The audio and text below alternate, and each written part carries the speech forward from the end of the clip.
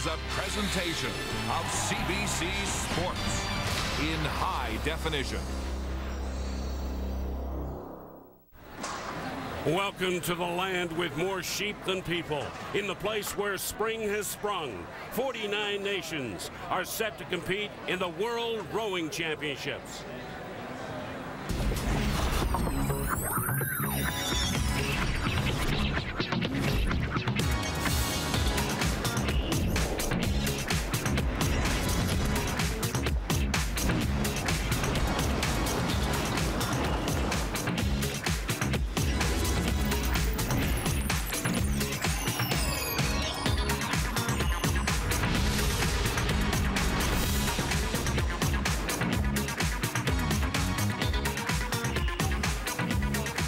Man-made for hydropower back in the 60s, this is Lake Karapiro, 2 hours from Auckland in New Zealand.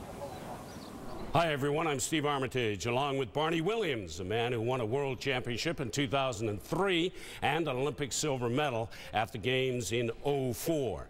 Barney, your expectations for the Canadian team, coming off a pretty good Olympics in Beijing and not world championships. What are you expecting from the Canadians in 2010? Well, with results come expectations, and those results in Beijing put Rowing Canada and Canada's rowing program at the top of the funding spectrum for Own the Podium. And so each and every year now there's a discussion that takes place between Peter Cookson, the high performance director, and Sean Scott, the Own the Podium representative, to outline where is Rowing Canada heading and are we on track.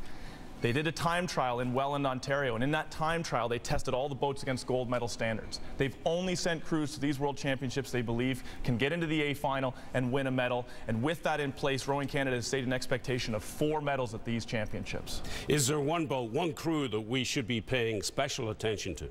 I think the excitement right now comes out of Lake Fanshawe. Al Morrow has taken over the program after Karsten Hassing left to go back to Europe for coaching duties in Norway. And Al Morrow has pointed himself as a lightweight women's coach and found John Kehoe, a former national team rower out of Australia and a former Great Britain national team coach, to come over and coach the women's eights. And that women's eight went over to Lucerne, Switzerland. They competed against the defending Olympic champions, world champions from the United States of America, and held them to the very last stroke of the race, finishing less than 1/10 of a second behind. They've had 4 months to prepare to fix that last 10 strokes of the race. They're coming in with serious expectations of gold. It is early springtime in New Zealand, and these World Championships are a little late on the rowing calendar. Are those problems? The problems that are faced are, of course, problems that all athletes and all nations will face, so it is a level playing field. The one consideration, of course, is the wind. There is spring winds that happen in New Zealand, and New Zealand organizers have pushed this championship back an additional couple weeks to try and provide the fairest conditions. We will expect headwind conditions, very strong headwind conditions, making longer, slower races. Canadians training on Elk Lake and Lake Fanshawe are ready for that. But the one offset, of course, is the tremendous enthusiasm for rowing in New Zealand. These championships will be very well attended. The excitement that New Zealand has for the sport of rowing right now will clearly override any challenges they face in terms of timing and conditions. The last time Lake Karapiro hosted the event was 1978. Let's get to rowing 2010 down under. And back in 1978, there was nothing like what we're about to see, and that is adaptive rowing for the physically disabled. This is the mixed Cox 4. In lane 1 is Ireland. Germany has lane 2. Canada will be in lane 3. Great Britain is in 4. Ukraine in 5. And the United States are in lane 6. The Canadians were 6 at the Paralympics. They are coached by Jeff Dunbrack of Ontario, and there they are. Tony Terrio of Nanaimo, Megan Montgomery of Winnipeg, Victoria Nolan of Toronto, David Blair, the 19-year-old from Ottawa, and Laura Comeau from St. Catharines is the Cox. Canada, Great Britain, Ukraine, USA. Attention, red light. 1,000 meters. This is the final of the mixed Cox 4 adaptive rowing. It's been a part of the World Championships since 2002, part of the Paralympic program since Beijing in 2008. Canadians are rowing in lane 3. The Germans, who won this race in '07, are in 2, and the Brits, defending world champions and winners in '05 and '06, are in lane 4.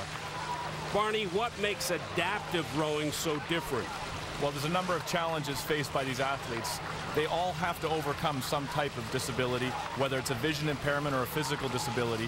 What you see here is all the athletes must be equalized, and that's to create credibility for this event. So the coxswain plays a significant role. We know about coxswains, obviously, and their job is to steer the boat. But in this event, you heard the announcer say at the beginning of the race, red light. The athletes cannot actually see the lights, and so the coxswain must provide tremendous feedback for them about their whereabouts in the race course.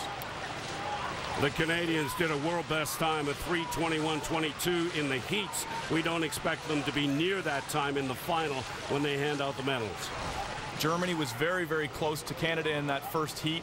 Canada did move away in the second 500, and the heats, of course, must be taken with a grain of salt. There is a reality about crews positioning themselves for the final. Great Britain in their heat moved out to 10-second advantage, and so they've clearly come into this final with nothing but gold on their minds. Canada and Germany would see themselves, based on their heat times, very much a close contender for gold.